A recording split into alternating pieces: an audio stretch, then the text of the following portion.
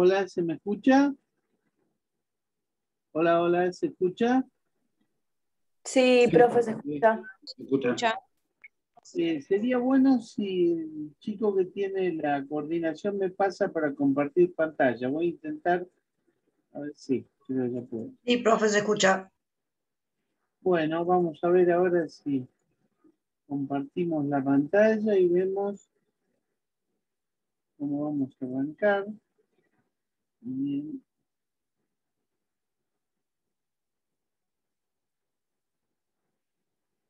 ¿Alcanzan a ver el PowerPoint?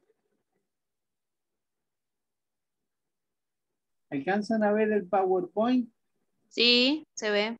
Bien. Sí, se ve. Bueno, perfecto. Bueno, podemos comenzar, ¿estamos todos o falta ingresar alguno? ¿Cómo está el asunto? Silencio de radio. Bueno, cuando me digan si están en condiciones, empezamos la clase.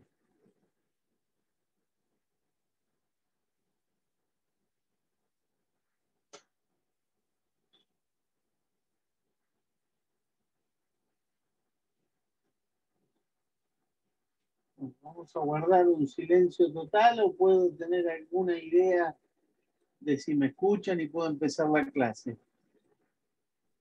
Hola, sí, Yo creo que estamos la mayoría, profe. Se escucha muy bien, profe. Bueno, listo. Entonces empiezo la clase. Bueno, mi nombre, para empezar, es Eduardo Jiménez. Yo soy el profesor que está a cargo de la titularidad de esta asignatura que estoy trato de darme un poco de luz. No soy negro, pero acá parezco un negro total. Así que, bueno, la idea, a ver si me da un poco más de luz. Esta luz que tengo, el alumbrador que me compró mi hija. A ver, ahora, capaz que hay. No, ahora no se escucha, profe. Bueno, listo. ¿Ahora se escucha? Ahí sí. Bien. Hola. Entonces, bueno, como les decía, mi nombre es Eduardo Jiménez y yo estoy a cargo de la asignatura Teoría Constitucional. Ustedes saben que hay dos cátedras, una es la que está a cargo del doctor Pedro López Martucci y la otra es la que está a mi cargo. En esta cátedra a mi cargo ustedes tienen tres comisiones. La primera, que es la de la mañana, que está un poco en las manos de Juan Carlos Blasi. La segunda comisión es la de las 6:30 de la tarde, que es la de Fabián Riquer. Y la tercera, que es la mía, que es la comisión de la noche. Sin perjuicio de eso, yo doy clase los jueves para todas las comisiones. Yo les voy a abordar la bolilla 1 y la 5. Ustedes de todas maneras pueden chequear las bolillas de cada uno porque les vamos a subir a la página con la introducción un cronograma de cursada en el cual se dicen los días de cada uno y los temas de cada uno. Eso no quita que por la misma aula virtual nos pueden hacer las consultas que ustedes entiendan que son interesantes de hacer, ¿no? Aparte que cada una de las comisiones ahora cuenta con la ayuda de una ayudante alumna concursada que nos va a ayudar sobre todo en hacer más fácil el encuentro entre ustedes y nosotros que somos los profesores de la cátedra. En definitiva, y aclarado esto, les cuento las condiciones de aprobación de la cursada. Ustedes para aprobar esta cursada de teoría constitucional van a tener que aprobar los dos parciales y si en alguno les va mal, sus recuperatorios correspondientes. Pero además van a tener que presentar en términos los prácticos, que serán máximo 3 en cada parte de la cursada, porque esos son condiciones para ir a parcial. O sea, ¿cómo es el asunto? Si ustedes no dejan o presentan tardíamente un práctico, van directo a recuperatorio. Si presentan tarde o no presentan más de un práctico, pierden la cursada. Ahora, si presentan en términos prácticos, ahí sí pueden dar el parcial y aprobarlo con 4 y aprobarán la mitad y después el segundo parcial. ¿Qué les digo con esto? Ustedes pueden tener algún problema para presentarme el práctico. Me lo tienen que decir antes de la fecha que venza. Después de la fecha de vencimiento, no voy a aceptar ninguna excusa. Antes, si tienen problemas de conectividad, bueno, pueden usar mi mail, pueden dejarme el práctico en la facultad, todo eso estará bien. Pero si vienen después del práctico a decirme, tengo 200 hijos, o mi padre me pegó una paliza, o lo que fuera, ninguna de esas excusas, que son graves y que pueden dar a situaciones penales, me sirven a mí para eximirlas de su presentación. ¿Qué quiero hacer con esto? Y espero que me entiendan. Quiero prepararlos para lo que va a ser su carrera. Cuando ustedes tengan que presentar un escrito en un tribunal, si van de ningún juez le va a decir se lo acepto. Entonces, es muy simple la aprobación de la cursada. Ustedes presentan sus prácticos, si tienen algunas instrucciones correspondientes. Cuando hacemos el primer parcial va a ser un multiple choice.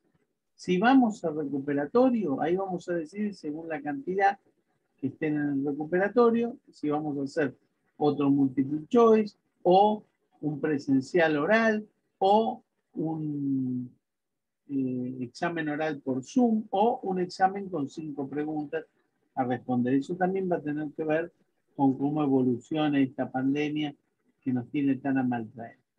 Bueno, respecto de este tema, ¿tienen ustedes alguna duda que les interese preguntarme? Las fechas del parcial son las que fije el centro de estudiantes, que ya las fijó y nos la indicó. Nosotros se las vamos a poner con el cronograma de cursada, pero para saber la fecha de los parciales consultan el cronograma del centro de estudiantes y ahí las van a tener. Más o menos calculen 2 meses a partir de ahora para el primer parcial. ¿Y la fecha del primer trabajo?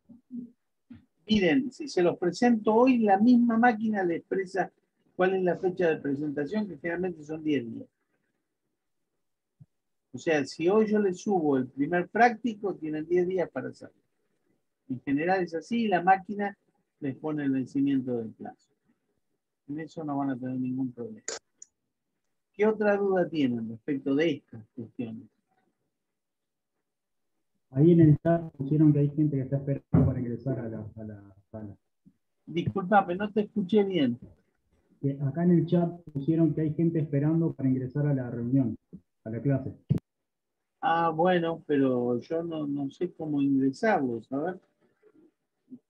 Participantes 95. Yo no sé si... A ver, buscar participantes. No, la verdad que no sé cómo hacer ingresar a un nuevo participante. Esto lo tienen que trabajar con los centros de estudiantes. Hola, buenas noches. En realidad era que estábamos ingresando con otro ID. Por eso era que no Bueno, podíamos. ¿qué hacemos? No, ya... ¿Ya están todos?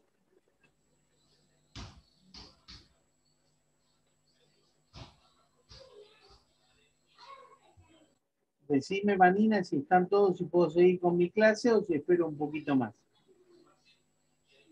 No sé, a ver.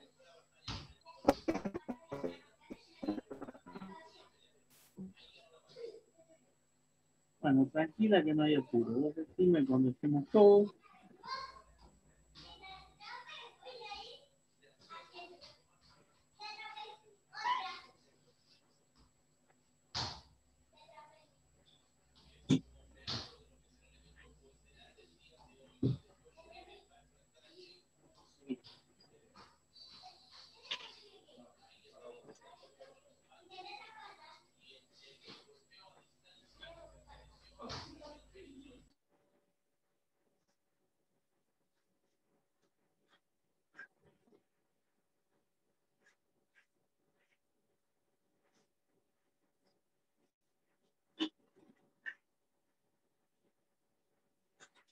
Y Vanina, ¿cómo vamos?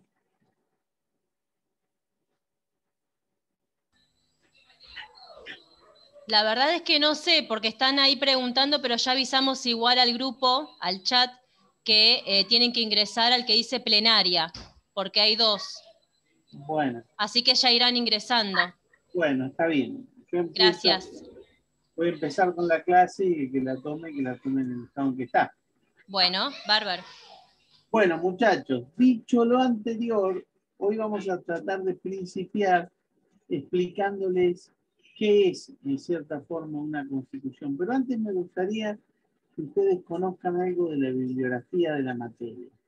Yo les diría que esta asignatura, en realidad, todas las asignaturas del derecho tienen una connotación ideológica. No hay asignaturas sin una ideología, pero particularmente el derecho político, el derecho constitucional, tienen básicamente un fondo que tiene que ver con el pensamiento político de cada autor. Pero es lógico, a esta altura del partido, y siendo ustedes estudiantes universitarios, resulta absolutamente claro que no es mi intención permearlos a ustedes de ninguna ideología determinada. O sea, la idea es tener la honestidad intelectual de decirles desde qué lugar les hablo y darles también alguna noción para que ustedes sepan cuál es el pensamiento de los diversos constitucionalistas y que puedan elegir estudiar la materia quizá de un texto que esté afín a su pensamiento político, ¿bien? Y no seguir una línea de un profesor que puede estar muy acorde con lo que dice y piensa, pero quizá no sea el modo que ustedes tienen de interpretar la materia. Esperen un segundo.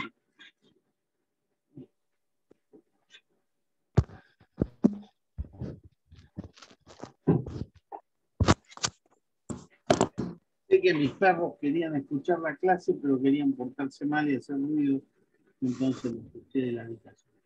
Bueno, ahora sí vamos a seguir. Lo primero que les digo es que esta materia, más allá de ideologías, tiene algunos pensadores sustanciales. Ustedes les digo esto porque capaz que tienen un tío, un primo, un abuelo, un pariente abogado, o viven cerca de una biblioteca, o estudian en la biblioteca, y ven que en la parte de derecho constitucional está el libro de tal y de tal. Bueno, yo les voy a contar que primero están los grandes autores de la teoría constitucional y también para esto hay que hacer algunas acotaciones. Quiero que sepan que en realidad nuestra materia debería haberse llamado elementos de derecho constitucional. ¿Por qué les digo esto? Porque la teoría constitucional es solamente una porción del derecho constitucional. La teoría de la Constitución es la que estudia aquellos elementos que son propios de toda Constitución y que siempre se dan en el estudio del derecho constitucional. Por eso los autores que enseñan la teoría constitucional explican qué es la supremacía constitucional, qué es el control constitucionalidad, qué es la reforma de la Constitución o poder constituyente y cómo es la interpretación de la Constitución. Esa es la teoría constitucional. Lo que siempre y sin ningún tipo de modificación en materia de estudio en el derecho constitucional. Pero, por ejemplo, los apuntes históricos de cómo es determinada Constitución. Si una Constitución es federal o unitaria, ese análisis es particularizado de cada momento institucional. Por eso, si bien nuestra materia se llama teoría constitucional, yo les diría que es teoría constitucional más una serie de elementos que hacen al estudio de lo que yo llamo el sistema de la Constitución. Bien, entonces ahí incorporamos los otros elementos, que es el estudio de la división de poderes, poder legislativo, judicial, ejecutivo, el federalismo, la interpretación como materia de teoría y todas las bases históricas. Y dejamos para derechos humanos la segunda parte, que es toda la proyección de los derechos que están en la Constitución. Entonces, como autores generales que nos explican el sistema constitucional, o cuanto menos la teoría de la Constitución, podemos encontrar, por ejemplo, a Enrique Álvarez Conde, que es un español que hizo un curso de Derecho Constitucional de 2 tomos prácticamente revolucionarios. Arteaga Nava, que tiene un libro de Derecho Constitucional mexicano muy bueno, que explica el constitucionalismo social. Otro grande es Carl Schmitt. Carl Schmitt explica la Constitución desde lo que él llamó la decisión política fundamental. Quiero que sepan que Carl Schmitt fue el ideólogo, el constitucionalista de Hitler, del nazismo. Él tuvo una idea de que las constituciones son importantes y pueden llevar adelante la decisión fundamental que tiene un pueblo. Entonces decía Schmitt, la decisión fundamental del pueblo alemán es expandirse hacia el este y eliminar a los nazis, a los judíos, porque ellos son la causa de todos nuestros problemas. Una cosa que pareciera ser descabellada, pero justamente este ideólogo del programa político de Hitler decía, a diferencia de Kelsen, que las decisiones políticas son las que conforman las verdaderas constituciones. Por eso decía Carl Schmitt, lo que importa de cada constitución, más que los artículos, es el preámbulo. Porque en el preámbulo se dicen los motivos que tuvo el constituyente para hacer la constitución, o sea, su decisión política fundamental. Ustedes me preguntarán, ¿y vale la pena estudiar Schmitt? Claro que vale la pena. Si uno no quiere repetir los errores, tiene que conocerlos y analizarlos, porque esto es muy importante. Yo cuando llegué a estudiar posgrado en España, en Salamanca, el primer libro que explican es el de Schmitt. No se trata de esconder lo que no nos gusta, sino de analizarlo a conciencia para poder descubrir dónde están los aciertos y dónde están los errores. Como decía Sun Tzu, al amigo hay que tenerlo cerca, pero al enemigo más cerca todavía. Bien, pero además del trabajo de Carl Schmitt tenemos a Giuseppe de Bergottini, que es un italiano que escribe el derecho constitucional italiano después del fenómeno del fascismo de Mussolini, el nuevo derecho constitucional italiano. Después, por supuesto, Hamilton, Jay y Madison, que escribieron El Federalista. Este es un libro esencial porque en Baltimore, Madison, Jay y Hamilton empezaron a discutir todas las ideas que después se iban a plasmar en la Constitución norteamericana. Entonces escribían panfletos y sacaban a discusión qué es el federalismo, qué es la división de poderes. Toda esa discusión fue después recopilada en un libro que se llamó El Federalismo. Muy importante, que tiene el diseño constitucional más completo de los Estados Unidos. Y hay versiones en español que ustedes pueden consultar. También tenemos el libro de Kelsen, Teoría General del Derecho y del Estado.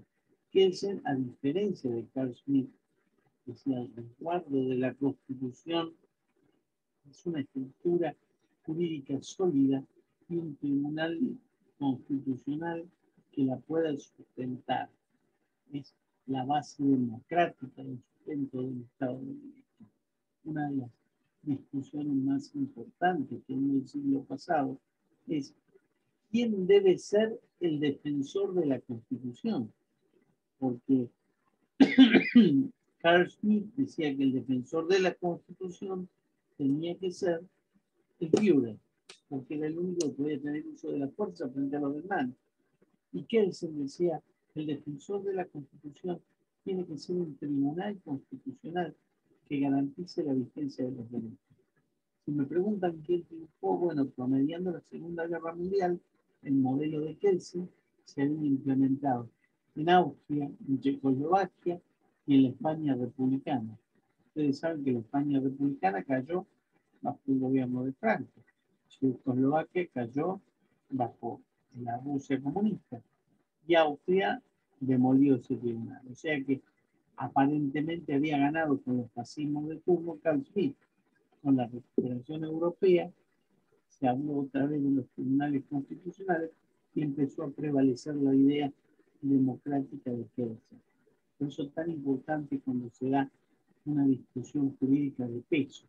Nosotros nuestra última discusión jurídica de peso la tuvimos cuando se discutió lo que se llamó el juicio del mal absoluto, para ver si podían ser juzgadas las juntas militares o si esto había sido una guerra o una acción de terrorismo de Estado, donde la gran discusión la dieron Nino y Zaffaroni. Vean qué tal, qué jurídico. Profe, disculpa que lo interrumpa. ¿Se puede hablar un poquito más fuerte? Porque nadie está escuchando. Se escucha muy bajo.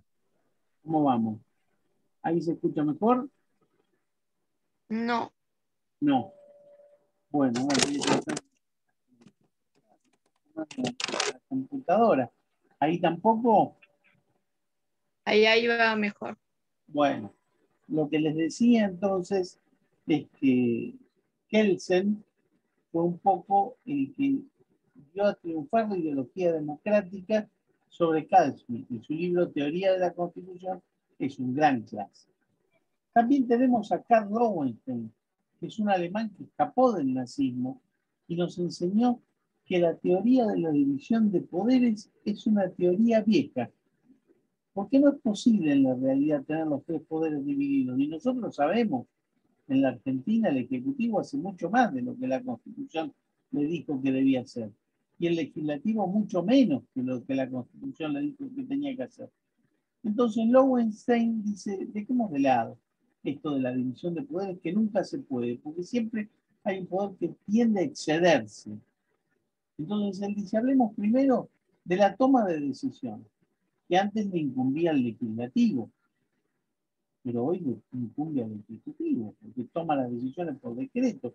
Ustedes saben que cuando yo estaba estudiando mis estudios de grado, estudiaba Derecho Constitucional, no era teoría constitucional, ese derecho constitucional nos preguntaban, ¿cuál es el rol del poder legislativo? Y yo decía, el Congreso hace las leyes. Claramente, si decíamos otra cosa, era un error. Hoy tenemos que decir el Congreso predominantemente hace las leyes, porque el Ejecutivo puede legislar por decreto de necesidad y urgencia y el Congreso le puede delegar al Ejecutivo su rol. Esto es una pérdida de poder del Congreso. Entonces Lowenstein dice, si el Ejecutivo tomó poder del Congreso y mantiene el que tenía, ¿dónde está el control real? En el control de la decisión política, en los jueces. Entonces él dice, dime qué poder judicial tienes y te diré en qué democracia vivo. Este es el trabajo tan importante de Lowenstein que, digamos, resaltó al poder de los jueces no como aquellos que aplican la ley, sino que aquellos que hacen prevalecer a la Constitución del Estado. ¿Me escuchan mejor o siguen escuchándome mal? Se escucha bien, profe. Bien, bueno, ahora sí. Bueno, también tenemos otros autores como Pereira Menó, que es otro español, pero también hay los grandes autores nacionales, como el recientemente fallecido Gregorio Badelli, con su reforma constitucional, historia e instituciones políticas, Vidal Campos, mi querido maestro, con su manual de la Constitución reformada. Bueno, acá la veo a Florencia Gatica, que es nuestra ayudante alumna, que siempre está atenta y está acompañándonos, así que les pido que la usen de canal, los que no se animen a comunicarse conmigo, y seguro los va a atender de la mejor manera, porque si la predisposición que tiene para la cátedra la tiene para ustedes, esto va a ser algo fenomenal. Ya la semana que viene va a tener 20 minutos para enseñarnos cómo se lee un párrafo. Vamos a ver si aprendemos con Florencia. Bueno, les decía que además de Badeni y mi querido maestro Vidal Campos, tenemos a Miguel Esmejian. Yo cito a Miguel Esmejian porque fue nuestro primer profesor de Derechos Humanos. Cuando se creó la cátedra, él era el titular, hasta que asumió la titularidad el doctor Juan Carlos García. También Joaquín B. González, y Joaquín B. González no era ni siquiera abogado, él escribió un manual de derecho constitucional para que lo entiendan los adolescentes, los jóvenes, y resultó ser que lo tomaron todos en el Congreso, y pasó a ser el manual para los estudiantes de Derecho. Un manual, por supuesto, viejo, porque es la historia de los 1880, de la década del constitucionalismo originario argentino. Pero les recomiendo, hay una versión del manual de la Constitución que está actualizado por Humberto Quiroga Lavina, que es fabuloso porque le pone los aspectos más modernos y mantiene lo básico de este maestro tan importante. Después tenemos a Segundo Linares Quintana. Linares Quintana fue el primero que habló de la ciencia del derecho constitucional, porque tiene un tratado de 9 tomos. Él estuvo en Suiza y en Estados Unidos, hizo una investigación muy importante. Entonces, cada figura que analizaba, la analizaba en todo el mundo. Por eso se dice que es el primer constitucionalista científico de la República Argentina, con un trabajo muy desarrollado. Por supuesto, No voy a pretender que ustedes lean 9 tomos, pero por lo menos, si en alguna casa de ustedes está ese manual, ese tratado de Linares Quintana, sepan que tienen unas cositas. Después, el libro de Minón, que es un constitucionalista correntino, que se llama Manual de Derecho Constitucional, muy útil, muy práctico y muy legible. Por supuesto que tenemos el libro del jurista, después de Vidal Campos, más completo de nuestro tiempo, que es Carlos Santiago Nino, que si bien es un filósofo, era, porque falleció en el 91, no, en el 93, perdón. Carlos Nino llegó a escribir sus elementos de derecho constitucional, fundamentos del derecho constitucional, se llama. Doctor, Sí, disculpe que le interrumpa. Ahí están diciendo en el chat que se escucha bajo. Por ahí está tapando el micrófono o algo por el estilo. estoy tapando, pero por ahí me alejo un poco, no me doy cuenta. Ahora Puede sí. ser. Ahora perfecto. Bueno, me van a ver la cara recontra cerca, pero lo importante por ahí no es mi cara, así que no hay problema. Entonces les decía que Nino escribió sus fundamentos del derecho constitucional, que es una obra increíble de lo buena que es, pero por supuesto no tiene nada sobre la reforma del 94, porque él fallece antes de la reforma. Por eso no se recomienda como texto, aunque es muy recomendable para los aspectos clásicos. Por supuesto que tenemos a Miguel Padilla con su libro Derecho Constitucional Argentino, otro clásico de corte conservador, pero después voy a hablar de las modalidades en que cada profesor tiene ideológicamente de presentar la materia. Otro es Humberto Quiroga Lavín, profesor de La Plata, que es un constitucionalista que estuvo en la reforma del 94, muy bueno, que como es un profesor que usa, como yo, la teoría sistémica, tiene otro modo de explicar la Constitución. Todos los autores explican la Constitución primero explicando la parte dogmática y después los 3 poderes de Estado. O sea, siguen el diseño del texto de la Constitución. Bueno, Humberto explica los principios del derecho constitucional y desde los principios enseña la materia. Por eso digo siempre, el que tenga el texto de Quiroga Lavín va a tener que usar solo ese texto, porque se va a confundir mucho si no quiere usar el de Quiroga y el de Vidal, por ejemplo, porque tienen metodologías distintas, aunque al final dicen lo mismo, con sus bemoles. Pero sépanlo, el que tenga Quiroga Lavín tiene que saber 2 cosas. Que su manual, que es muy importante, es del 85, o sea, antes de la reforma. Si leen el manual, tienen que comprarse o conseguirse uno más chiquito, que es las apostillas de la reforma de la Constitución. Entonces, con uno más otro, pueden ver el panorama completo. Después tienen a Pablo Ramela. Pablo Ramela ya falleció un poquito antes de la reforma del 94, pero ¿por qué me parece importante? Porque siendo justicialista, es el único constitucionalista que cuando explica la Constitución siempre tiene un pequeño párrafo para decir cómo regulaba ese instituto la reforma constitucional del 49. Entonces, al que le interese, sabe que Ramela, si bien no está actualizado, es un autor que reivindica siempre los espacios de la Constitución del 49, que si bien tuvo sus bemoles, fue abrogada, tuvo sus años de vigencia y por supuesto tiene un aporte importante para lo que es el constitucionalismo social. Después tenemos a Sapsay. Yo siempre digo el primer Sapsay, porque cuando se va a discutir a los programas de televisión y se pelea con Brancatelli y dice que Cristina muestra los títulos y se enoja, para mí dejó de ser un jurista para ser un payasón mediático.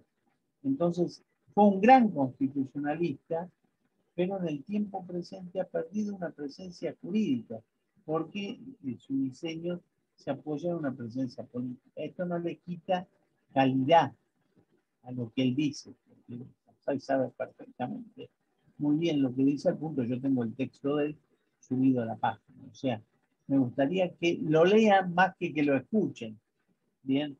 Porque por ahí, una vez yo hablé con él, le dije, usted, Daniel, está en la academia, no tiene... Dice, bueno, pero yo a mi edad puedo decir lo que quiero. Bueno, atento, está muy bien. Cada uno dice lo que piensa. Pero me gustaba más cuando escribía. Y ahí era más sereno y dice las cosas que tiene que decir desde otro lugar. Tenemos a Juan Vicente Sola con su derecho constitucional. ¿Por qué le cito a Sola? Porque Juan Vicente Sola fue el primer profesor de derecho constitucional que nos dio la democracia. Antes hubieron otros en Mar del Plata, pero Sola es el primer titular de la democracia. Cuando Sola deja la cátedra, que hoy es profesor de la UBA, los profesores fuimos los designados por concurso, López Martucci y yo. Después tenemos a Vanossi, que es uno de los pocos autores, Jorge Vanossi, que fue un radical importante, después pasó a las líneas del conservadurismo, pero es un autor que es muy bueno escribiendo, realmente con mucha calidad, y tiene un libro que es Teoría Constitucional. Pero su libro Teoría Constitucional, como sabe lo que dice, solo aborda la teoría constitucional. Entonces aborda la supremacía, el control de constitucionalidad y la reforma de la Constitución. El que me diga estudié la materia con Vanossi, digo, está frito, porque hay un montón de cosas que no has estudiado. Bien, ¿me siguen escuchando más o menos bien o hay algún problema de audio otra vez? No, se escucha perfecto, profe. Ahora sí me gustaría que ustedes sepan lo que yo les dije antes, que todos los autores tienen su matriz política y desde ese lugar es que definen su pensamiento y establecen las líneas de lo que escriben y lo que dicen y lo que argumentan. Esto es importante y también es importante que ustedes tengan profesores que, mejor o peor, para bien o para mal, de la mejor o de la peor manera, escriban su pensamiento, porque entonces ustedes pueden saber la línea estructural que tiene su profesor titular. Un día pueden ir a un congreso y decir, bueno, mi profesor Quera Jiménez lo escribió de esta manera, yo discreto, yo lo pienso de otra manera, pero tiene una base argumental. Su profesor apoya lo que les dice en un texto que escribió y que puede defender en los congresos y que puede trabajar en opciones académicas. Por eso, ustedes se tienen que sentir contentos cuando tienen un profesor que escribió un libro de la materia. Primero porque pueden estudiar con el libro, que seguramente el programa va a seguir el libro del profesor, y entonces les va a ser fácil. Pero aún cuando no piensen igual que el profesor, es un profesor que se tomó el trabajo de aprender y escribir lo que aprendió.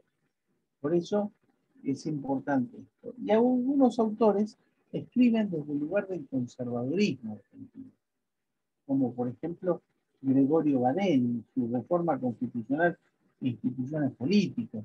Badeni cada ya está fallecido, pero era un autor que era muy abogado de los medios de prensa, siempre estuvo por las libertades absolutas, desde un constitucionalismo liberal ya es conservador, muy buenas sus ideas desde su línea de pensamiento. ¿Está? También tenemos a Rafael Bielsa, que es el papá del Loco Bielsa, que es el técnico de fútbol, y el papá del Bielsa, que fue canciller del gobierno kirchnerista. Bueno, este Bielsa era absolutamente antiperonista, al punto que cuando el tiempo que estuvo el peronismo, en la década del 40-50, y que se reformó la Constitución del 49, él era el único que seguía enseñando derecho constitucional y explicaba la Constitución vieja, porque para él la reforma no servía, no existía, era uno de los famosos constitucionalistas gorila. Era un gran republicano después y escribió buenos libros de República, pero su falla de origen es no haber entendido que hubo un tiempo en que no regía la Constitución, a él no le importaba, él le seguía explicando, cosa que no se hace, porque si hay una Constitución que es otra, será otra. Bien, tenemos a González Calderón, también conservador, es un hombre que la primera parte de la Constitución la explica bárbara, pero él era muy amigo de justificar la expulsión de los extranjeros, su expulsión en masa cuando no convenía a los intereses de la República. Bien, o sea que no era ni un hombre que hablara de las clases medias o de las clases trabajadoras, pero desde su espacio de pensamiento, un clásico. También Joaquín B. González, que si bien fue un clásico, fue un gran respetuoso de los derechos humanos. Es decir, un liberal del estilo de Alvarado. bien, que yo siempre recomiendo leer porque es muy bueno. Linares Quintana ya les conté, para algunos es un conservador, pero desde su libro tiende un poco más hacia la izquierda. Es un momento de cambios en la Argentina. Él durante todo el tiempo del peronismo estuvo estudiando en los Estados Unidos, vuelve a la Argentina con la caída del gobierno Perón. Así que recién ahí desarrolla su pensamiento. Y, por supuesto, desde el pensamiento conservador, lo tenemos a Sapsay, que ustedes lo pueden escuchar en los medios, pero yo les recomiendo mucho más y con mucho mayor beneficio leerlo en sus libros. También tenemos constitucionalistas radicales. Lo tenemos los radicales de antes de Alfonsín o los radicales de la reforma de la Constitución. O los radicales posteriores que están más cercanos del conservadurismo. De los radicales de la línea conservadora lo podemos encontrar a Alberto Dallavia, que hoy es un camarista electoral de la Nación, un tipo muy preparado, el tema electoral debe ser el que más sabe por fuera del país, y es un hombre que se desarrolló mucho el derecho constitucional económico, desde la línea radical, pero diríamos desde la derecha del radical. El Mejía es otro radical clásico de la línea, no de Irigoyen, sino de la línea de los más conservadores, ¿bien? Pero muy bueno, él siempre estuvo en contra de la reforma. Yo les cuento una anécdota. Yo era muy amigo, y además discípulo. Si bien mi maestro fue siempre Vidal Campos, yo lo quería mucho, en Mejía porque él me enseñó muchas cosas.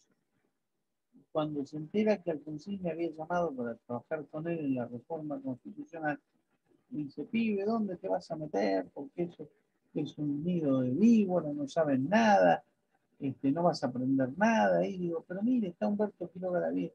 Sí, pero vos sos otra cosa, no puedo decir. Y digo, mire, yo no me voy a perder la oportunidad de ir a la convención constituyente y de asesorar a Raúl Alfonsín. Entonces un día me dice, bueno, mira, Eduardo, ya que vas a ir, no hagas ningún asesoramiento sin antes llamarme, porque aunque no piense como vos, yo te voy a ayudar desde la sombra, bla, bla. Y así fue, yo le mandaba mails, en ese momento empezábamos con los mails, y él siempre me hacía un razonamiento según su punto de vista de todos los institutos. Un gran formador, muy gritón y muy, sí, acá ya se lo digo yo, pero al final un tierno, porque realmente ha sido una gran persona, que murió joven. Después tenemos, dentro de los radicales, me tienen a mí, que yo soy radical en extinción. En realidad, yo soy socialdemócrata. Primero, porque mi trabajo es el de juez, y yo no expreso una vocación política en este momento. Puedo decir que soy radical de Alfonsín, pues como decir soy una especie de extinción, un dinosaurio, no hay más radical de Alfonsín. Y hoy el radicalismo prácticamente está corrido hacia la derecha. Así que sí me parece importante que lo sepan para que ustedes sepan desde dónde yo les voy a hablar. Para que sepan cómo les hablo, desde qué lugar, si me pueden hacer críticas, que seguro que podrán hacer alguna crítica. Y después también, desde el radicalismo alfonsinista, lo tienen a Humberto Quiroga Lavie, un gran puntal de Alfonsín para la reforma y sobre todo en los derechos humanos. Actuó muy bien y con mucha presencia. Porque acá la gran falla de nuestra reforma fue la distribución de los poderes y los controles, pero en el aspecto de derechos humanos estuvo bastante bien.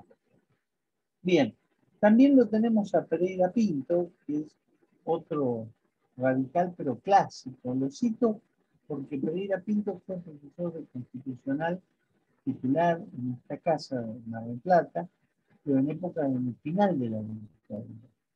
Y yo estuve en constitucional, siempre me decía, estudien derecho constitucional, pero aunque no esté vigente, tengan siempre la Constitución en la mano. Esto ya va a terminar, tiene que terminar. Después fue Pereira Pinto el primer decano normalizador de la Facultad de Derecho de La Plata. Bien, así que un hombre muy importante, también falleció joven, un gran formador y siempre pensando en que nosotros teníamos que estar para otra cosa más allá de la dictadura. Y después lo tenemos a Juan Vicente Sola, que fue inclusive funcionario en la época de Alfonsín, y estuvo a cargo del Instituto Antártico, porque él es personal de Cancillería, hoy creo que ya está jubilado, pero un hombre muy leído, muy formado, fue cónsul general de la República Argentina en Los Ángeles, por lo tanto, sus libros siempre están vinculados al derecho constitucional norteamericano, que conoce de arriba abajo y prácticamente de memoria. Como fue cónsul en París, también tuvo mucha actividad académica con los franceses. Un tipo realmente de nota, formado. En cuanto a los peronistas, tenemos al tucumano Sergio Díaz Ricci, que creo que es el que mejor trabajó el tema de la reforma de la Constitución, no por la reforma del 94, sino que tiene un libro sobre el poder constituyente que creo que es el mejor libro que se ha escrito en todos los tiempos. Después están Dromi y Menem, Eduardo, que me interesa porque son dos peronistas que trabajaron sobre la reforma del 94. Entonces tienen un libro que se llama La Constitución Reformada y dan su punto de vista sobre la reforma del 94. Después tenemos a Ramela, Pablo, yo les dije, que es uno de los mejores constitucionalistas del justicialismo, y por supuesto Arturo Sampay. Arturo Sampay fue un poco el hombre que desarrolló la Constitución del 49. Un tipo muy ilustrado, católico, y que realmente le dio ideas muy importantes al peronismo de ese tiempo, que aprovechó muy bien después Italo Lugo, que fue otro peronista que también escribió sobre derecho. Lamentablemente hoy no tenemos autores que hayan escrito trabajos de derecho constitucional desde la óptica del kirchnerismo. Sí tenemos algunos autores que han escrito artículos o cuestiones parciales, pero no tenemos un autor que haya escrito su derecho constitucional del kirchnerismo. Donde lo conozca, por supuesto que se los voy a presentar. Hay otros autores que enseñan el derecho constitucional, pero desde la óptica de la doctrina social de la Iglesia o de la Iglesia conservadora. Ustedes quieren un constitucionalista de la Iglesia del Opus Dei, por ejemplo, de la derecha de la Iglesia, lo tienen a Néstor Sawez. Néstor Sawez, que es uno de los mejores sistematizadores del derecho constitucional, es un hombre vinculado a la Iglesia.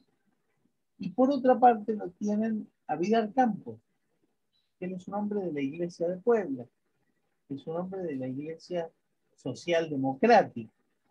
Bien. Bueno, él llegó a dedicarle, después que terminó su mandato, un libro de derecho constitucional a Raúl Alfonso. Y siendo como es católico, en sus últimos libros los escribió sobre la doctrina social de la Iglesia, tuvo un gran valor al nunca pretender inculcarnos a nosotros ni el idealismo ni la doctrina social de la Iglesia. Dice, el mejor discípulo es el que supera el mal. Bien, y nos sacó a todos los positivistas. Bien, tenemos además lo que yo llamo la nueva generación de los profesores. Ahí lo encontramos a Roberto Gargarella con su comentario sobre la Constitución. Es un liberal crítico muy bueno, es el discípulo más importante de Nini. También lo tenemos a Guido Rizzo, que bueno, ahí tienen un constitucionalista que podemos decir que está bajo el ala del kirchnerismo, que tiene una constitución de la nación comentada bastante interesante. Gustavo Arballo, que ya son autores que más que libros escriben desde sus blogs. Yo después cuando esto se los voy a pasar, y tienen en cada autor, por ejemplo el de Arballo se llama www.saberderecho.com. El de Lucas Arrimada se llama www.antelaley.com.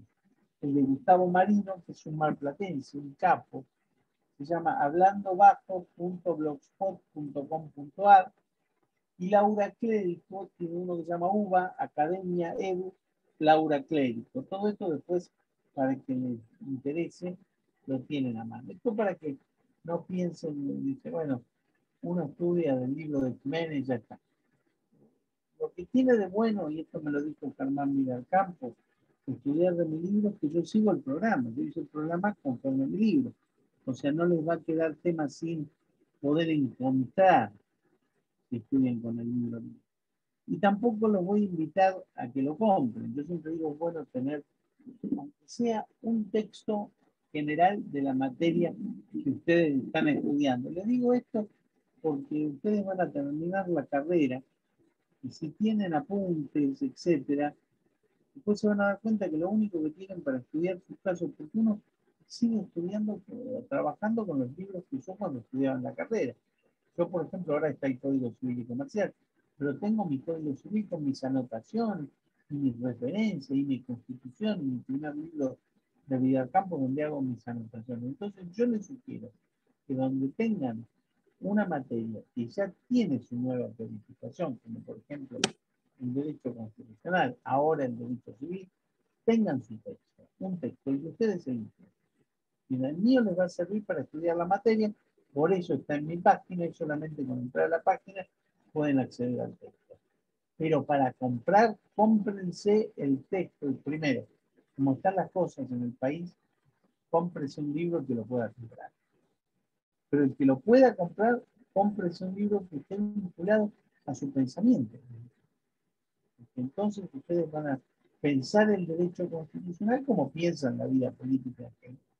Y esto me permite también, disculpen esta primera clase que es un poco enunciativa, donde yo los pongo en auto para que sepan lo interesante que es esta materia y de cuántos perfiles se puede abordar. Les digo dos o tres cosas. Primero, yo sé que a veces ustedes van al centro de estudiantes o hablan con compañeros estudiantes y les dicen, bueno, vayan, anótense con algún otro, no con Jiménez, porque les exige, etcétera. Vayan, traten de sacar 4, terminen rápido la materia si se reciben. Bueno, si ustedes se sacan 4 en todas las materias, se reciben, después se van a dar cuenta, nosotros tenemos una carrera que está con un programa, si bien ahora se actualizó, está muy vinculado a la formación francesa unidimensional. Nosotros tenemos 5 civiles y un solo constitucional. Cuando el mundo hoy camina desde el derecho público y está dejando de lado el derecho privado. O sea, la teoría de los franceses del derecho privado hoy cambió. Yo tuve la posibilidad de tomar cursos en París y lo que es más importante del derecho francés, el derecho administrativo. Tenemos un solo administrativo y en UBA tienen por lo menos 2. Bien, entonces este programa se va a tener que modificar. La carrera de abogacía tiene que ser una carrera corta y ágil, porque lo que los va a terminar de formar a ustedes es el posgrado. Y en este país hay grados gratis entre comillas, porque se paga con los impuestos. Esa es una mentira de algunos liberales que dicen, es gratis, habría que cobrar, siempre uno está pagando. Con el impuesto que paga cuando compra el pan, la leche, los huevos, y lo que ponen los ricos, lo que ponen los pobres, estamos pagando los estudios para que nuestros chicos puedan formarse. Ahora bien, cuando terminen el grado, se van a dar cuenta que aún las materias, las carreras con muchas materias, para recibirse de abogado, no les completan la formación. Porque en Europa, en Estados Unidos o cualquier otra nación fuerte, cuando terminan el grado tienen que necesariamente cursar un posgrado. Y si van a dedicarse a la docencia, van a tener que hacer un doctorado. Y si van a dedicarse a la actividad privada, van a hacer una maestría en el área que eligen. Para eso van a tener que pagar. Y cuanto mejor sea la maestría, más van a tener que pagar. Entonces, mi consejo, como muchos de ustedes no van a poder pagar un buen posgrado, lo que tienen que hacer es sacarse muy buenas notas para acceder al plan de becas. Y eso muchas veces se lo dicen cuando están terminando la carrera y ya tienen un promedio de merda, 4.30, 5.10. Y para ir a una beca Fulbright o una beca para estudiar en París, tienen que sacar de 8 para arriba. Entonces mi consejo, preocúpense por saber más que por aprobar. Y esta facultad, yo siempre se lo digo en la primera clase, en constitucional y en humano, es una facultad que aún en los tiempos de la dictadura mantuvo lo que se llama la carrera del investigador. Ustedes tienen que saber que más o menos promediando y llegando a la mitad de la carrera, los alumnos pueden hacer su beca de investigación. Se pueden elegir un tema para investigar, si el tema es interesante y el director tiene buenos antecedentes, como cuando son estudiantes, lo importante son los antecedentes del director, más que el tema, porque es el director el que se supone que lo va a formar. Se les da 2 años, que son renovables hasta que terminen la carrera, para que investiguen un tema determinado. Y les van a pagar un pequeño stipendio. Con eso se van formando para que cuando terminen y se reciban, puedan entrar a la carrera de investigador que tiene la propia Universidad Nacional de Mar del Plata. El primer paso de 2 años son las becas de iniciación en la investigación, que son becas donde, al revés de las de los estudiantes, lo importante es el promedio del estudiante y la calidad de beca más que la del director.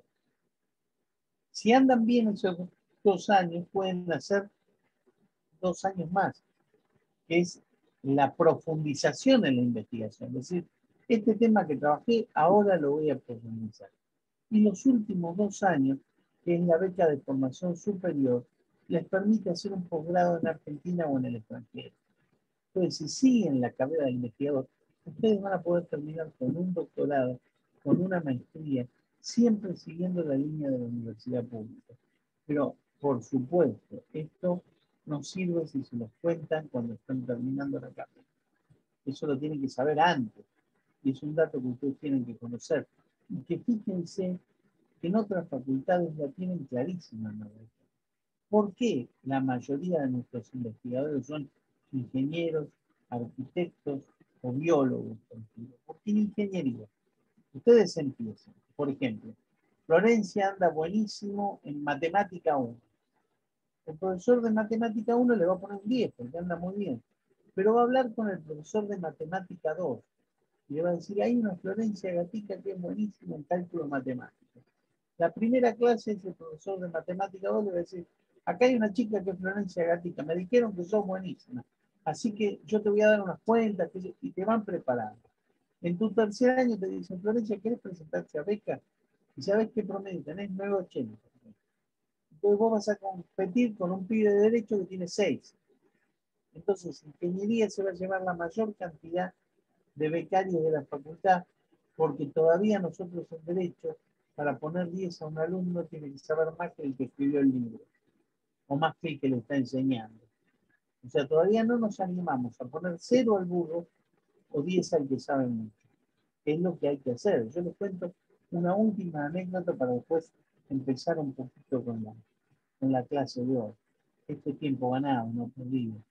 Cuando yo estudiaba Derecho, yo sigo estudiando Derecho Constitucional, nunca dejé de hacerlo, ni pienso dejar de hacerlo. Pero cuando estaba empezando a estudiar Derecho Constitucional y que me acercaba como Florencia a los profesores para tratar de ser ayudante alumno, colaborar gratis en las cátedras, bueno, me tocó dar Constitucional y yo sabía, pero nuestra cátedra de Constitucional en esa época, que era en el 80, plena dictadura, estaba un profesor muy reconocido, que ya falleció, que se llamaba D'Angelo. Es un penalista muy reconocido en Mar del Plata y en el país, que fue el que llevó el caso Monzón, el abogado del caso Monzón. Este profesor D'Angelo sabía muchísimo de penal, pero como no había muchos constitucionalistas, todavía no lo habían podido traer a Pereira Pinto, nuestro profesor titular era D'Angelo. Y él era un tipo muy estricto. Y él decía, el 10 en constitucional es para Vidal Campos, el 9 para mí, el 8 para el mejor de alumno, pero yo le voy a poner 7 para que siga estudiando. Y yo doy un examen con D'Angelo, me va muy bien, me dice, muy bien, Jiménez, yo lo felicito, 7. Me estampó el 7. Pasó el tiempo, pasó D'Angelo, pasó Pereira Pinto, y un día vino Vidal Campos a dar unas conferencias. Yo me puse a charlar con él porque él siempre hablaba con los alumnos. Y con otro alumno que después fue mi querido colega Daniel Vicente, que es bravísimo también, pero muy amigo. Le preguntamos si a él le molestaba que nosotros fuéramos 1 o 2 veces por mes a Buenos Aires a charlar con él un día. Daniel ahí se quedó, no fue tanto, pero yo no dejaba de ir los días 15 o 16 de cada mes. Él vivía por lo que ahora en la zona de Las Cañitas, un departamentito que abajo tenía un café. Entonces, cuando uno iba a Buenos Aires, el café lo pagaba Vidal. Lo primero, hola, ¿qué tal, Eduardito? ¿Cómo te va? ¿Leíste el diario? Me decía. ¿Y qué encontraste de constitucional en el diario? Cuando empezamos a hablar, salió el tema de cuándo aprobé, cómo aprobé. Y Vidal dice, ¿vos aprobaste constitucional? Porque ya está por recibir. Sí, aprobé con D'Angelo, me puso un 7. Y Vidal sabe lo que me dijo, ¿quién es D'Angelo? Pues claro, D'Angelo nunca había un congreso de derecho constitucional, nada. Pues yo me había ligado un 7 de un tipo que arbitrariamente me puso 7. Y Vidal me dice, ¿sabes qué, Eduardo? A mí me bocharon en constitucional, la tuve que dar 2 veces. Eso me sirvió para ser mejor constitucionalista después. Pero ¿a qué voy? Por ahí los docentes no sabemos a veces llevar a los alumnos a que sean mejores. Por supuesto que va a haber un montón de ustedes que no les va a gustar esta materia. Y no les va a gustar y les va a gustar otra, civil, comercial. Bueno, que la pasen esta materia con interés. Y a los que les guste, bueno, que la aprovechen para profundizarla. Yo les sugiero que lean un tomo 3, que vayan a la parte de, porque cuando yo escribí mi libro, ya había escrito uno antes que se llamó Los Derechos Humanos de Tercera Generación, y me lo había prologado, digamos. Me fui otra vez, le dije, maestro, me lo prologa de nuevo, porque no tengo. Dice, no, Eduardo, yo no te voy a hacer un prologo. Yo te voy a escribir un capítulo final, que es un mensaje en carta abierta a los estudiantes de Derecho.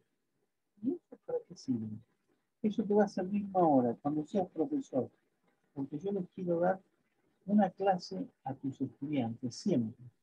Que vos tengas tu cátedra y que lea el último capítulo de tu libro, va a tener una pequeña clase mía de 3 hojitas para explicarle lo interesante que es el derecho constitucional. Yo digo con mucho orgullo. Doctor, disculpe Sí. que lo interrumpa de nuevo. Me dicen que se escucha mal. Bueno, entonces, Vidal Campos me escribió ese mensaje en carta abierta, que es el final de mi libro, que le sugiero a todos que lo lean. Ahora, dicho esto y terminada toda esta parte, en el tiempito que nos queda, vamos a tratar de ver qué es una constitución. Primero, quisiera que ustedes sepan que el derecho constitucional es una rama del derecho público que se ocupa de lo que se llama el sistema de la Constitución. Es el conjunto armónico de elementos que definen los derechos de las personas, los derechos humanos de las personas, y garantizan el ejercicio de los poderes del Estado. Ahora, ese sistema constitucional, si bien no es estrictamente el estudio de la Constitución, sobrevuela la idea de Constitución. Cuando estudiamos derecho constitucional, tenemos que saber básicamente que nos vamos a meter en el análisis de la primer codificada de la carrera, que es la Constitución. Es una codificada corta, porque la Constitución no tiene ni leyes, ni normas, tiene principios. Al punto tiene principios, que fíjense lo que les voy a explicar. Hay principios de la Constitución que están escritos en 2 normas distintas. Y hay normas que es una sola norma que tiene 2 principios totalmente diferentes. Por ejemplo, el artículo 19. Las acciones privadas de los hombres que de ningún modo ofenden al orden, a la moral pública, ni afectan a terceros, están reservados a Dios y exentos de la autoridad de los magistrados. Principio de reserva. La Constitución, esto viene del derecho francés, nos impone una regla que dice: el Estado hay un lugar donde no se mete, que es la moral privada de las personas. Ni lo que uno piensa, ni lo que uno dice, sin perjudicar a un tercero, sin agredir al contexto. Este es un principio. Pero después dice: nadie puede hacer lo que la ley no manda, ni privado de lo que ella no prohíbe. Otro principio totalmente distinto, que es el de legalidad. El de legalidad quiere decir que en la sociedad argentina, pese a lo que pasa a veces, lo digo con mucho dolor y de todos los gobiernos, el ciudadano argentino puede hacer cualquier cosa salvo que haya una ley que le diga eso no. A diferencia de las sociedades, ustedes van a ver las personas jurídicas ahora en civil, las personas jurídicas es al revés. solo pueden hacer lo que está en su estatuto. Las personas privadas, vos, yo, cualquiera de nosotros, Graciela, Florencia, la otra Florencia, Ivana, Micaela, todos hacemos cualquier cosa que no esté prohibida por la ley. Bueno, ahí tenemos un artículo que es el 19 que marca dos principios fundamentales distintos, hasta de distintas fuentes, porque el de reserva es francés y el de legalidad es norteamericano y británico. Al punto el de legalidad es un principio tan grande, tan importante, que yo les cuento, estando tomando la especialización en la Universidad de Cambridge en Inglaterra, nosotros estudiamos en una facultad que se llamaba el Sidney Sussex College. Estudiamos Common Law. Y además teníamos que estudiar dos seminarios. Yo elegí uno, por supuesto, de Derecho Constitucional, que en el castillo que estudiamos era en una sala de castillo que nos enseñaba el profesor de Derecho Constitucional.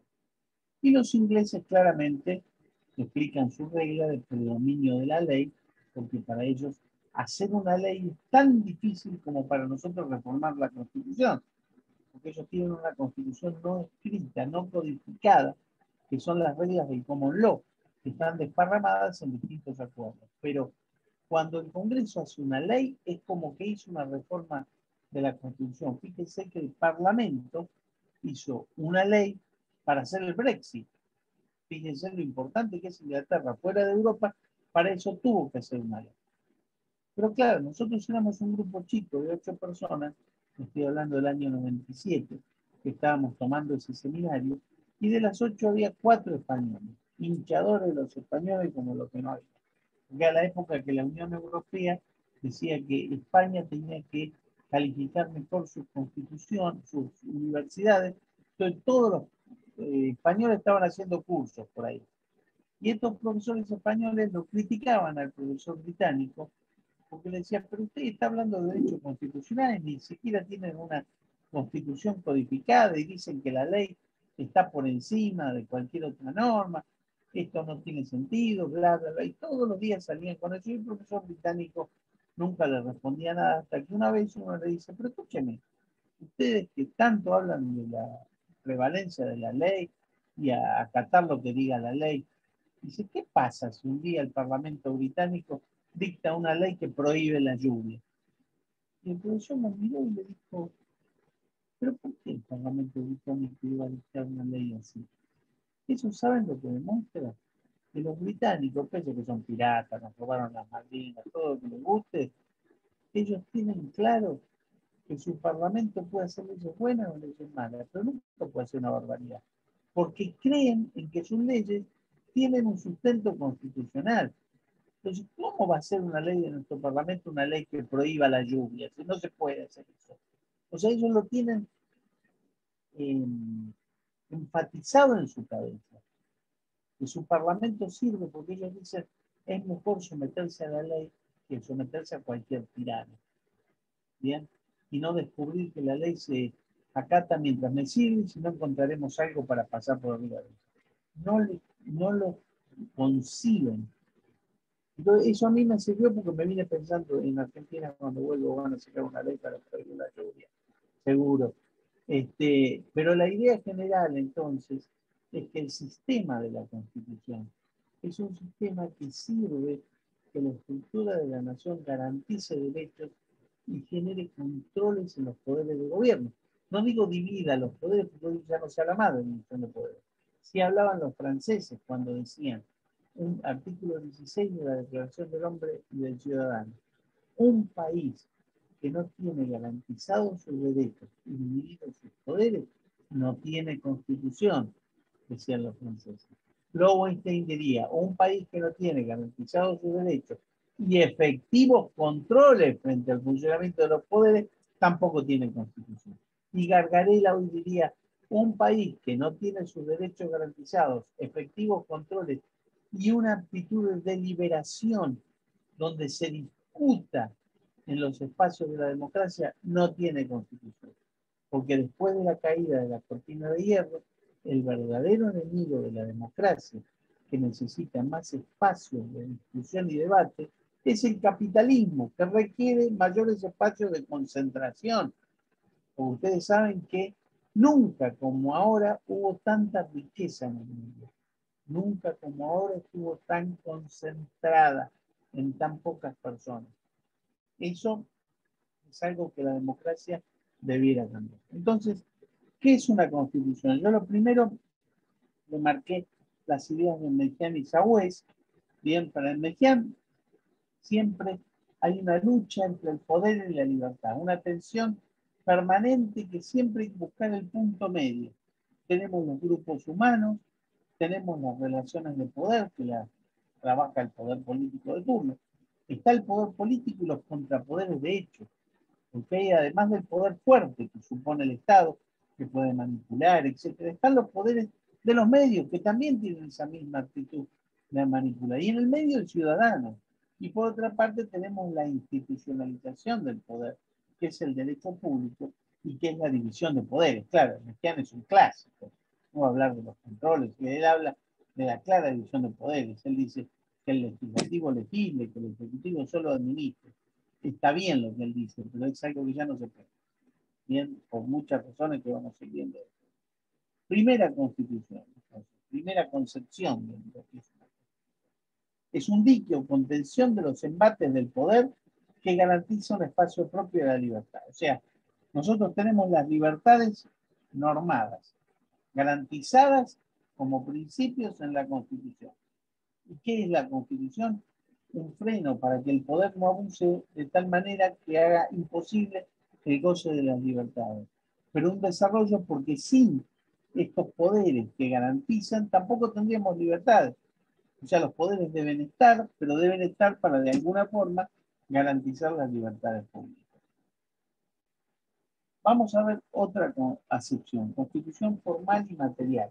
Yo les voy a dar un trabajo que ustedes van a recibir, que es, debemos volver otra vez a reivindicar a La Salle. La Salle, por el 1800, estaba en Alemania, donde se empezaba a hablar de constitución. Él decía, tenemos que tener una constitución real, no la constitución de papel. Él dice, la constitución real es la constitución en la que vivimos nosotros, no la que está escrita. Lo que hay que hacer es acercar la constitución formal a la constitución material. Entonces ahí nació esta división, que la constitución material describe cómo se ejerce en la realidad el poder político y sus relaciones con las libertades fundamentales. O sea, nuestra constitución real diría, nuestro poder político está muy concentrado en el Ejecutivo, hay una tensión en el grupo gobernante donde nosotros no sabemos si el Ejecutivo es el presidente o el vice, la oposición es tenue y no alcanza a ofrecer opciones reales y válidas, y los derechos de las personas están claramente sometidos, no solo por la pandemia, sino porque la pandemia le dio opciones a quienes ejercen el poder de concentrar las decisiones y habilitar menos posibilidades de debate. Esto pasa como globalidad, no lo hablo solamente del gobierno, sino también de la oposición. Entonces hay un contexto histórico en que se revitaliza la constitución material, cuando se empieza a hablar de constitucionalismo social, donde dice el constitucionalismo debe reivindicar su miseria, debe reivindicar que no ha podido hacer nada con los derechos esenciales del trabajo, de la vivienda, de la salud. Bien, La Salle, Fourier y Smith hablaban de estas necesidades.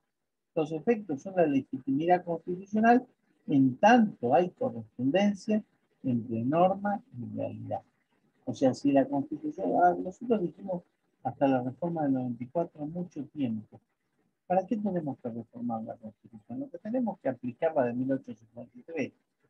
Pero yo digo, una Constitución que está vigente de 1853, 1994, y que se enfrentó a 50 años de golpe de Estado, ¿es una Constitución vigente o una Constitución que no sirve más? Un país con 50 años de golpe de Estado merecía una reforma constitucional.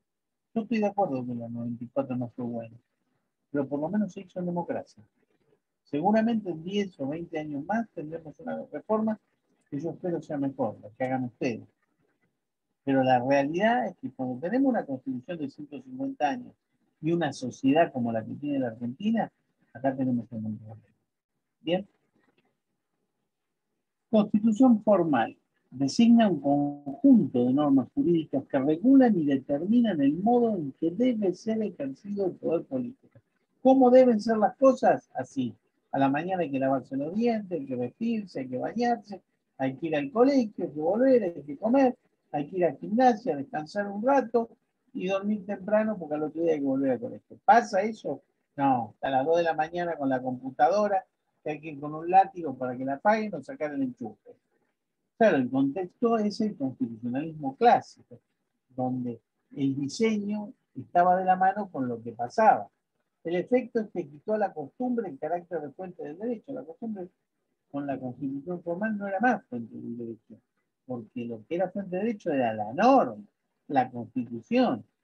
Sawis habla de la constitución viviente. Dice, gracias a que los jueces son intérpretes, él habla de la interpretación constitucional, la constitución puede sobrevivir a sus fundadores cuando la interpretación es adecuada, porque cuando interpretamos y hacemos una constitución distinta a la interpretada, estamos mutando la constitución, lo que es terrible.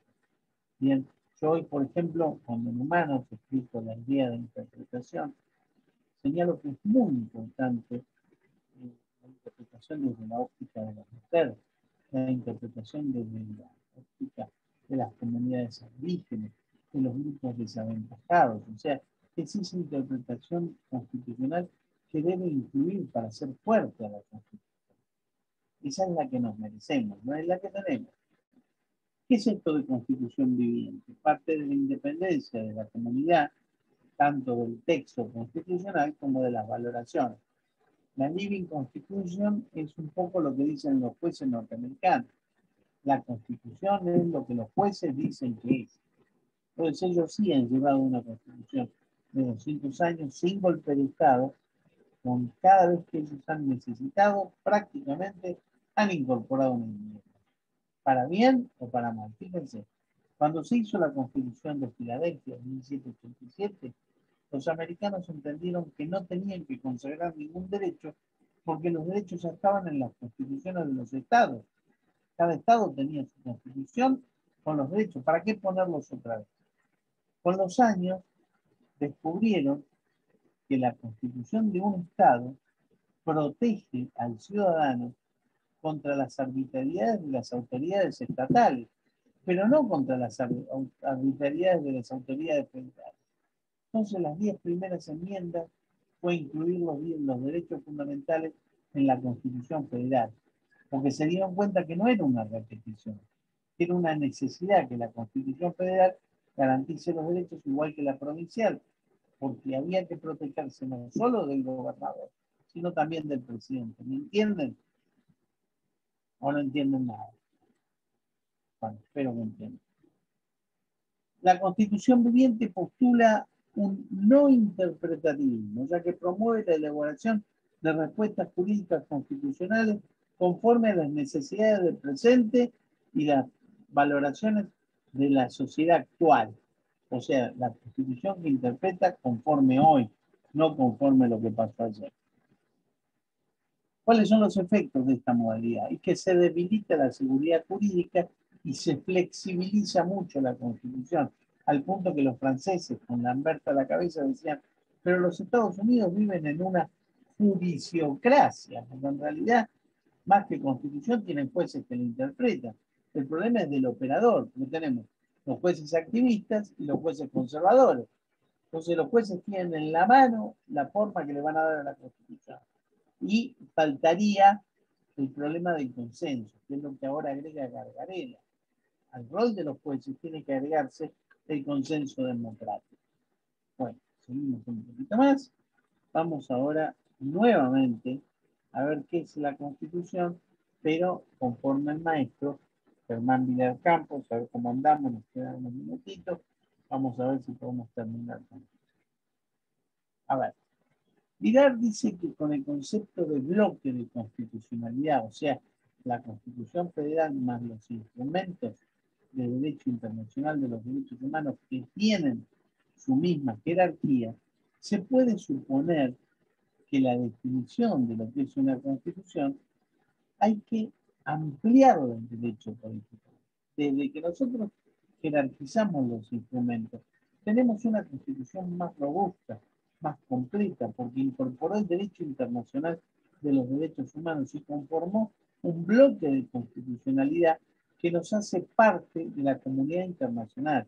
Entonces decimos que el ciudadano argentino es también un sujeto de derecho internacional, con todo lo que eso implica. Vidal señala que nos encontramos ante un efecto de la Constitución y su supremacía que muestra un rostro nuevo, porque prueba desde sus efectos sus resultados, ya que ahora tiene otros principios y valores que nos vienen del derecho internacional. Por ejemplo, si nosotros queremos hablar del derecho a la expresión, tenemos el artículo 14, el 32, y lo tenemos en el artículo 13 y 14 del Pacto de San José de Costa Rica, que nos habla de todos los medios de expresión, del derecho de rectificación o respuesta, nos actualiza la idea de la libertad de expresión.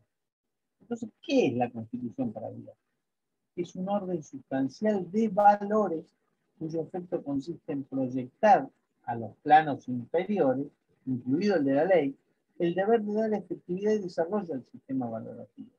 Dota al sistema no solo de legitimidad formal, sino de legitimidad material. Dice Vidal, que es un naturalista y un materialista, que la Constitución pone en efecto a los valores que él considera superiores. Por eso dice, y lo dicen varios, Alexí, entre otros, que ahora hablamos del Estado constitucional del derecho, más que del Estado legal del derecho. Hoy, después se aplica la ley, pero resguarda el imperio de la Constitución.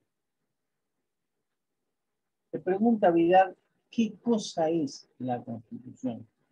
Y si se agota en las descripciones que informan las normas que están escritas y podemos leer en el texto.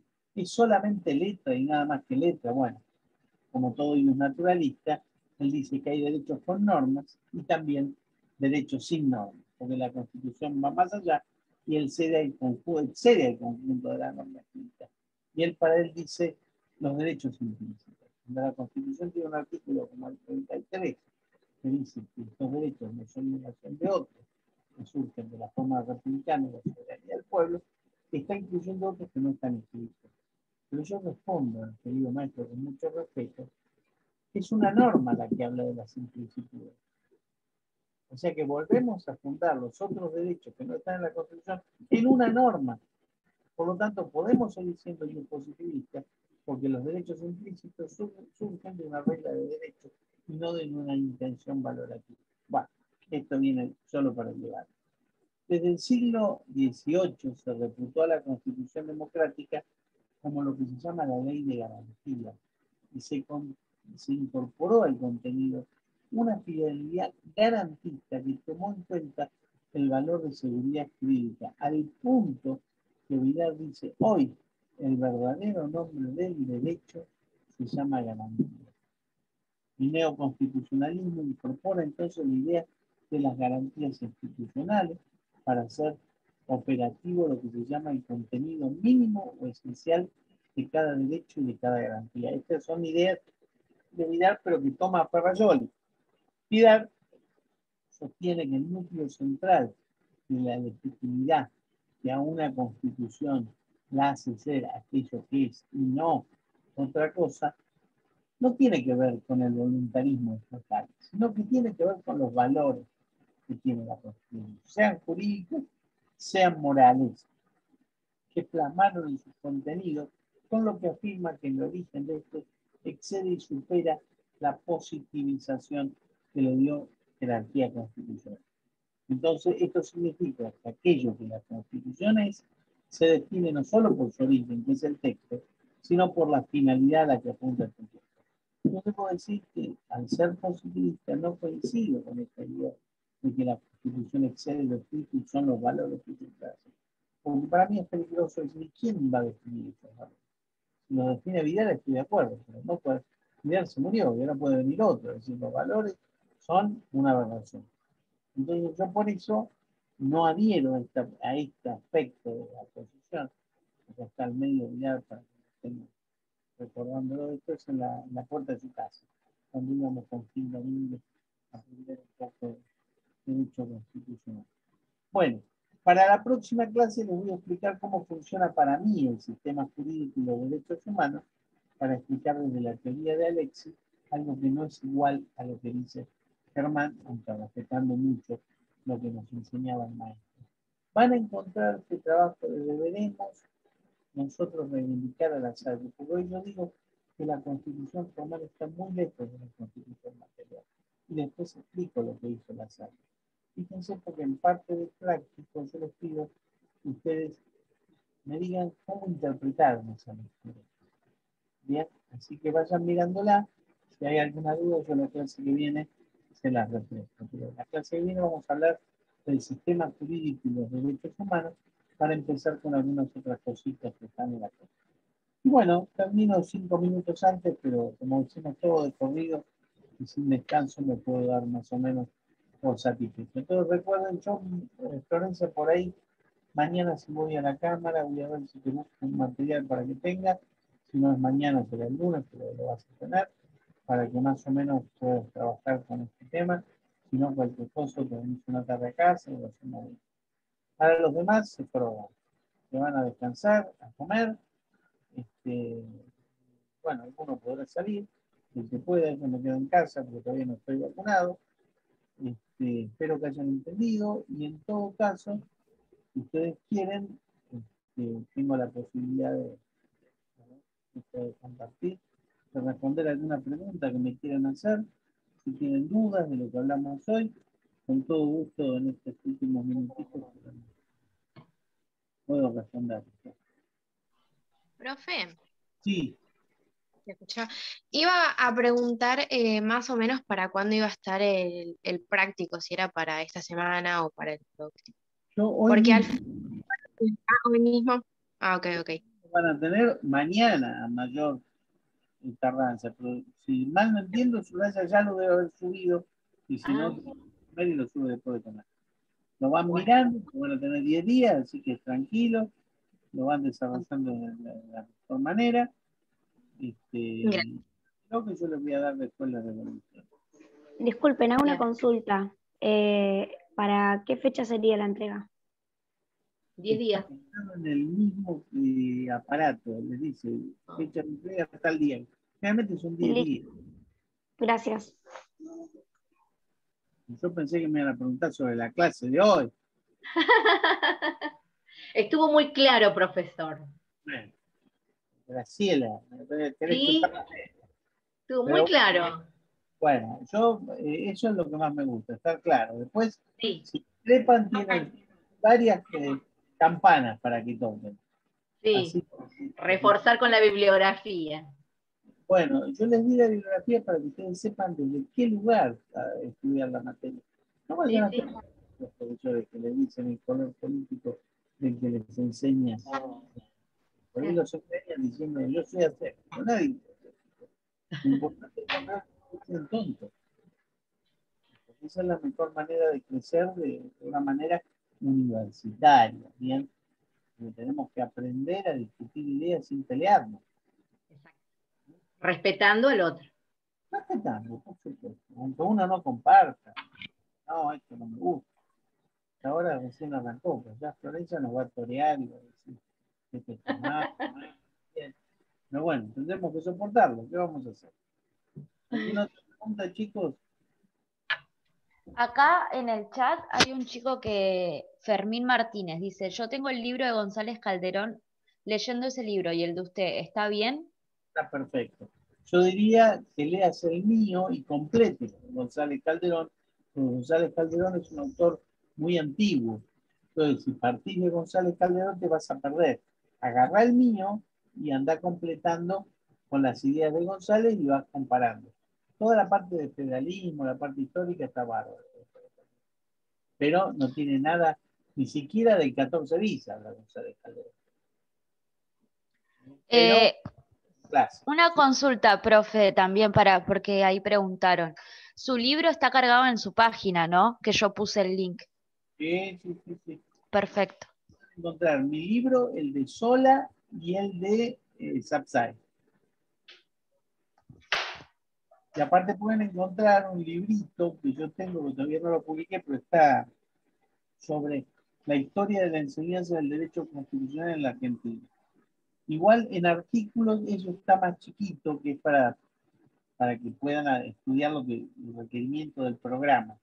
El libro está más extendido y tiene mayor desarrollo. Pero al que le guste saber cómo fue todo, ahí está. A ver. Una mayoría de... A ver, Sebastián, Aurelio, ¿te dormiste o tenés alguna duda? Perdón, tenía el micrófono desconectado. No, estoy acá. Bien, bien. ¿Todo en orden?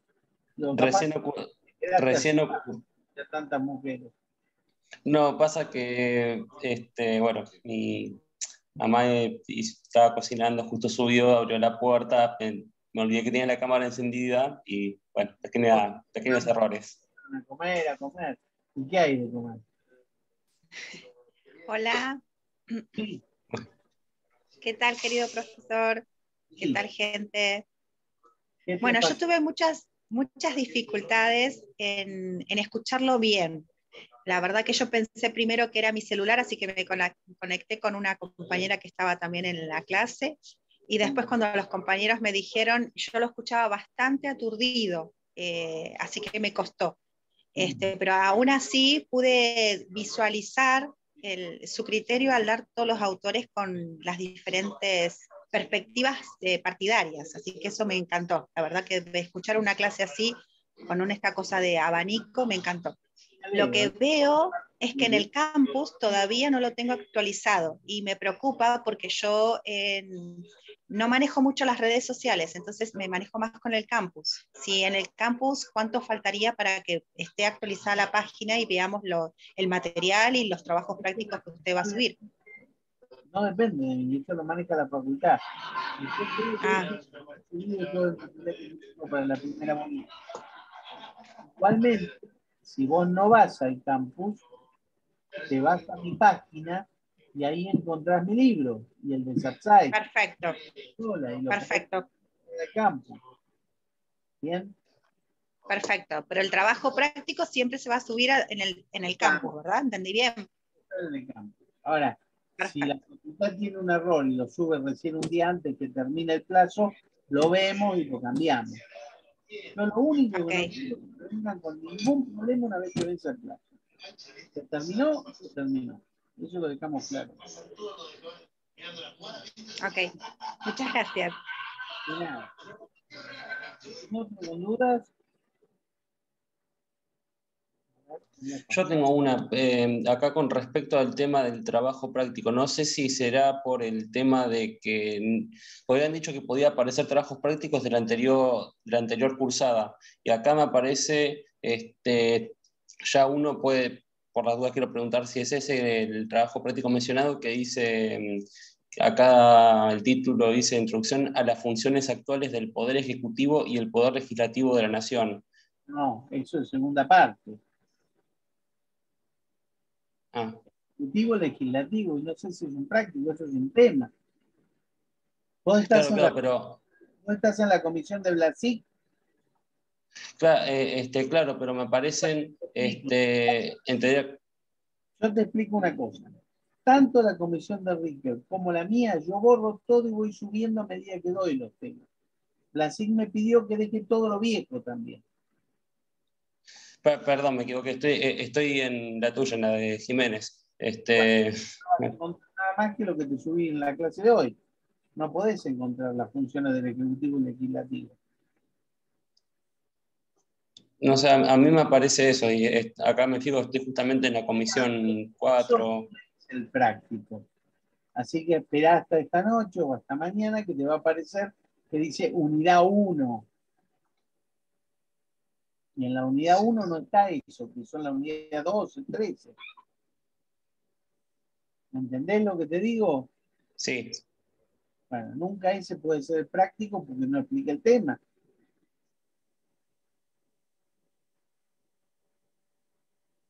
Bueno, ¿alguna otra pregunta?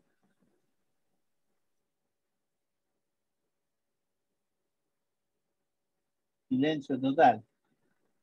Bueno, señores. Profe, Dale. yo solamente tengo su libro, ¿con eso me alcanza? Eso te alcanza. Entonces, económico. Después de todo lo que le dije, de decir que solamente tengo su libro. Pero sí, con mi libro más lo que voy aportando en clase y lo que le subo a la página, está bien.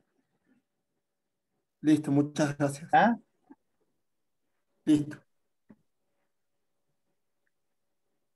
¿Algún otro que me quiere preguntar cosas?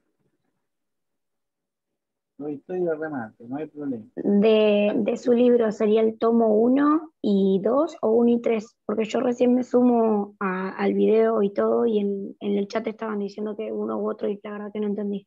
1 y el 3. El 2 claramente está explicando los derechos humanos. Perfecto, listo, gracias. ¿Más?